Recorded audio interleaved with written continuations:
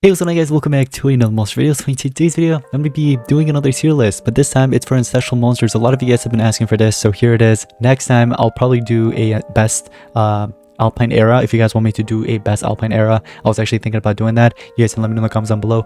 But anyways guys, let's go on and get into this. Alright, so for those of you guys that don't know what a tier list is, so here's the thing. This is for ancestral monsters, and I've done this before with other like eras or generation for like monsters in the game.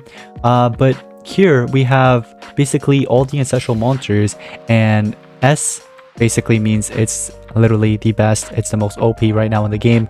A means it's pretty good, you know, but it's not all the way up there with S. Think of it as 100 here, 95, and then maybe like 80ish or 75, and then this would be like 50 maybe below, and then this would be obviously the lowest. So if we put one of these monsters in D, that means it's like it's not as good as S, if that makes sense. So let's say if I put one monster on S, that means that's literally the best, the most OP monster in the game, compared to all the other ancestral monsters that we have in this list, if that makes sense. So anyways, without further ado, let's go ahead and get into this, guys. We have the one and only Bobby Shear.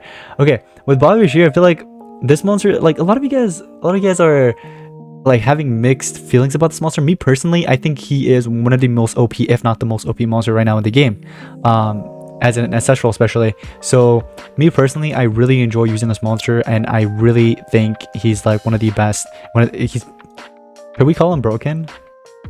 Shall we call him broken? I mean, here's the thing. For PvP, yes, he's actually like nearly broken. For Grandmaster duels, he is good. Let's just say he's pretty good, but he's not as good as he is on PvP, or let's say even Team Wars, for example. Because with Grandmaster duels, I actually use this monster in Grandmaster duels, and this monster is not really the best in Grandmasters, but he is pretty good still. The only reason is because most of the monsters doesn't start off with PER or positive status effect, and you can't really PER that to benefit that towards your ancestral awakening.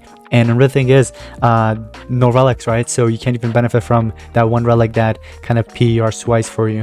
So it makes it harder for you to have access to that, which means you basically have to rely on the skills that he has. That's why, like, when it comes down to PvP and Team Wars, I think he's an excellent monster, but when it comes down to Grandmaster duels, he's not the best. But I still think that he deserves the S spot. What do you guys think?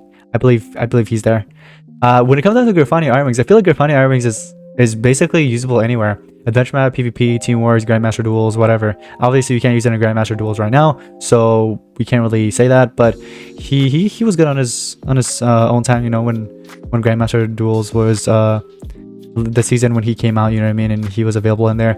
But overall, it's an excellent monster. He has access to Pierce. He has access to. They both have access to Pierce, by the way, Bobby Shear and this monster. Although he has it as a skill, he has it access as his awakening, and that awakening is pretty darn broken. You guys I've already made multiple videos on that monster. Make sure to check it out. But with this monster, he's pretty good because he has like multiple element skills like water, metal, light, all that good stuff. So I feel like that's also another nice thing. And they both have Shadow SN or SN in general to like bring them back. So it's pretty good overall. Well, actually, no, wait, Bobby Shear, does Bobby Shear has it? I think he has. I know he has an amulet. Is it amulet but SN? I think so. You guys can let me know in the comments down below. But yeah, this monster is pretty excellent. I think he deserves the S spot as well, just like Bobby Shear. But you guys let me know in the comments below if you think I'm wrong about that. I think they both deserve that spot. They're like the best of the best right now, best attackers, even though one's supposed to be a support. Anyways, moving on. Let's do a mix and match here. All right, let's just move around some monsters here. Let's go with Stormranger. What do you guys think of Stormranger?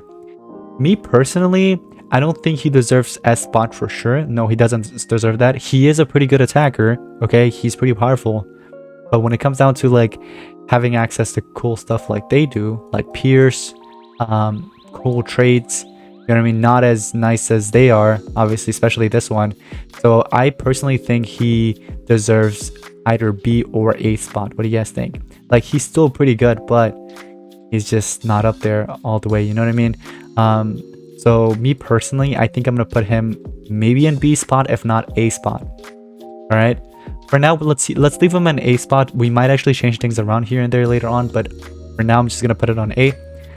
Moving on, let's see what else we have. So Next monster, let's actually leave this for last.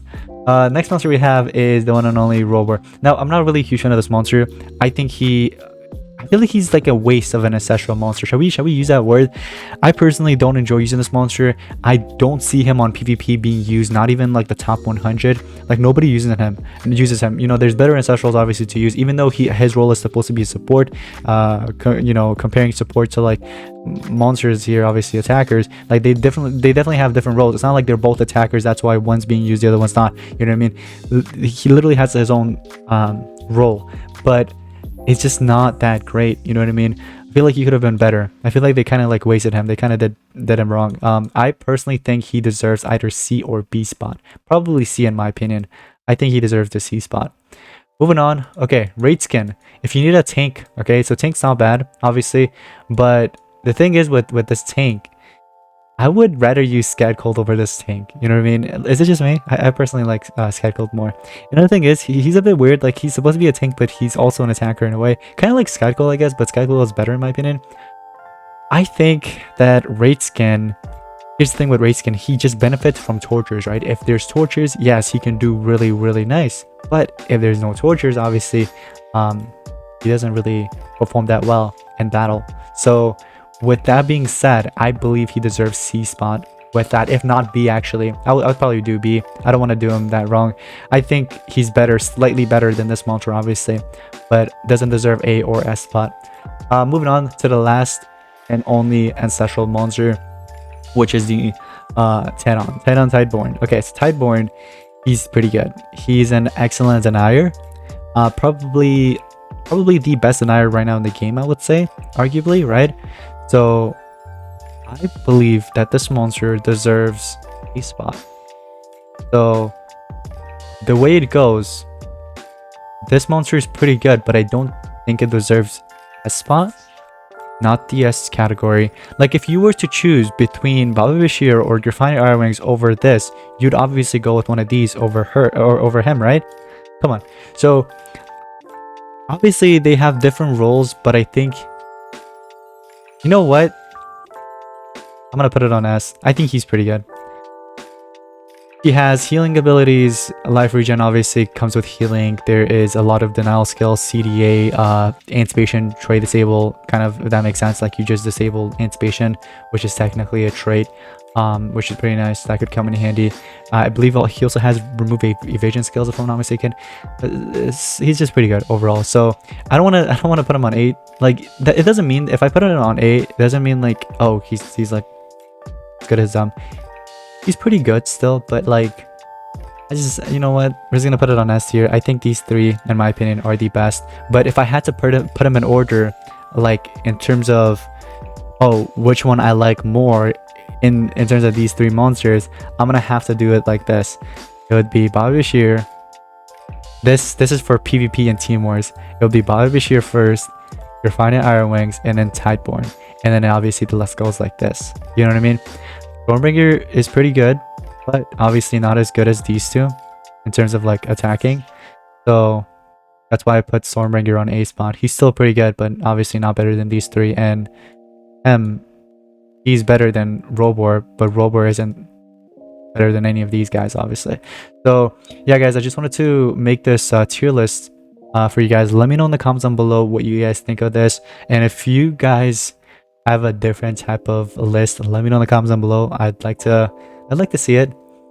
But we can all agree that this is probably the least favorite of them all, right? Like nobody likes this monster, right?